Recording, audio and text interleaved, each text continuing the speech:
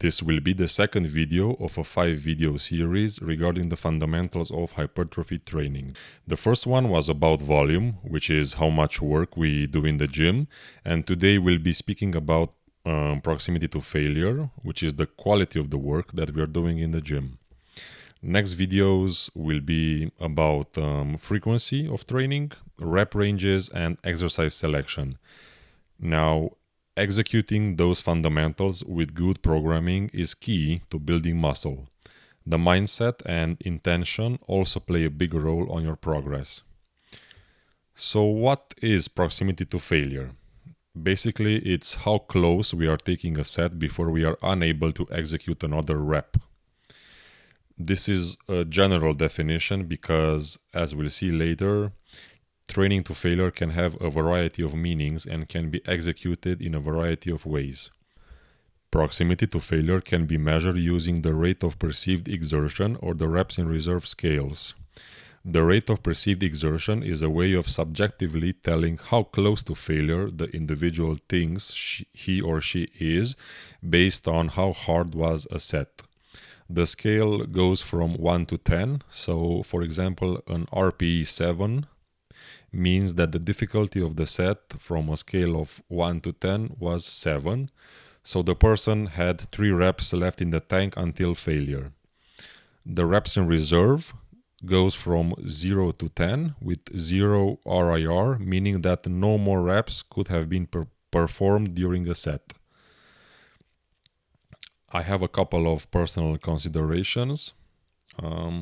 In order to properly measure proximity to failure, we should have good technique and we should aim to standardize it in order to be able to log it accurately.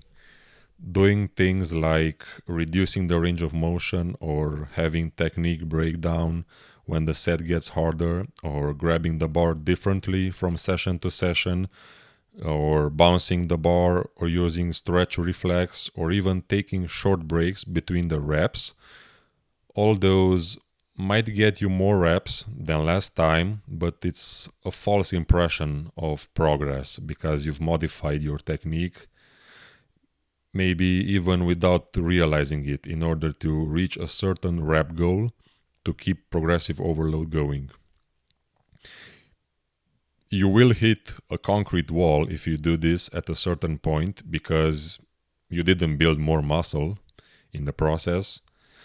Progression will occur when muscular adaptations have happened and not the other way around. Proximity to failure will be independent for each set because fatigue from previous sets will have an impact on the overall performance of the remaining sets.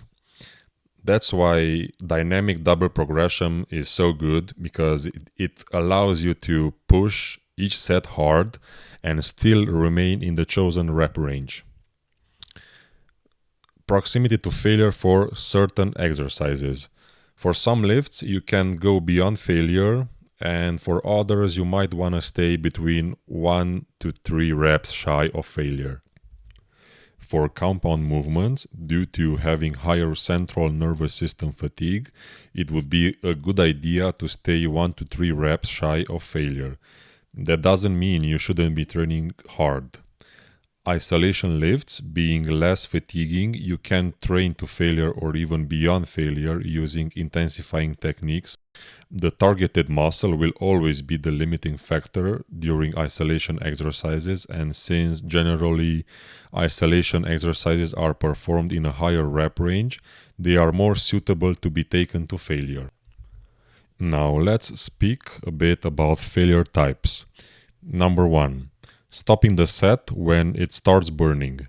This is very common among people that didn't develop the skill of being able to drive hard during a set.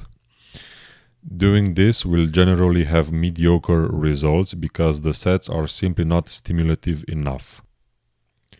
Also, some people stop the set when they think they've hit failure. This is not possible to assess accurately if the guy or girl never took a set to actual failure. So because some people don't know what actual failure is, they might be better off aiming for true failure. What do you guys think? Leave a comment below. Number 2 is cardiovascular failure. This is not to be desired because if your cardio is bad, you are unable to take your muscles to failure because your cardio is giving out first before your muscles. If that's the case, you need to be working on your cardio a lot more. Number 3 is technical failure.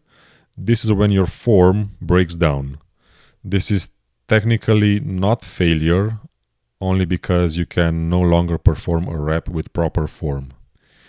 This is why it's important to have good technique to prevent this from happening and to be able to properly hit muscular failure where the limiting factor is the muscle. Having your reps slow down doesn't mean you've hit failure, so be aware of that. Number 4 will be mechanical failure. This is when the working muscle can no longer move the weight through a full range of motion, even with good technique or form.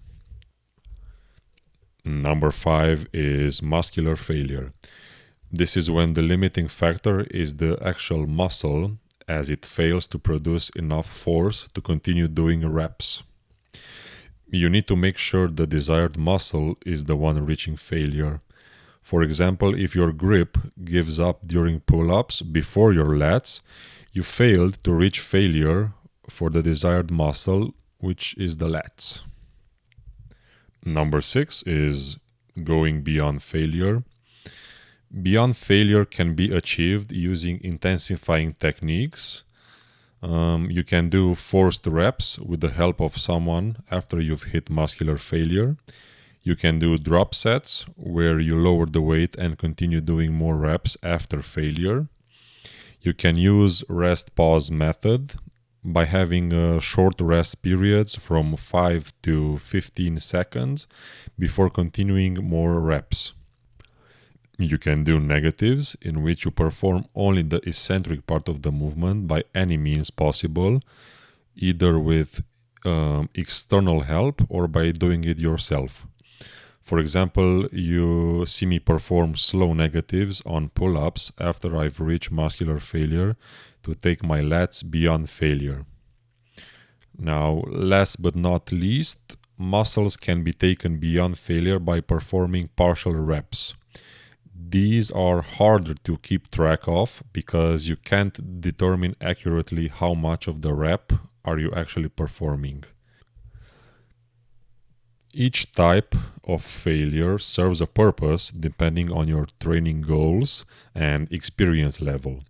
You should be mindful when using those techniques as they can be very taxing on your recovery, so that's why they should be used sparingly. Now, a couple of recommendations that I have. In most cases, we want to be training very close to failure, 1 to 3 reps in reserve for compounds, even though some compounds can be taken to failure with no risk whatsoever, like pull-ups, overhead press, dumbbell bench, etc. And for isolations, you can go to failure a lot more, but make sure you have good fatigue management and you're gonna be good. Make sure you get accustomed to an exercise before starting to reach failure on it, and make sure that you've hit failure on the desired muscle by having good technique. Some body English is accepted. For beginners, training to failure is not as necessary as for more experienced lifters. Training to failure can be done on both low reps and high reps, usually more appropriate with higher reps. Training to failure dictates how many sets you can do per week and still be able to recover. As with everything, as I always say, you should be experimenting for yourself. Alright, that was it for today's video. I hope you enjoyed it. If you did, please leave a like, comment and subscribe. Thank you. Bye bye.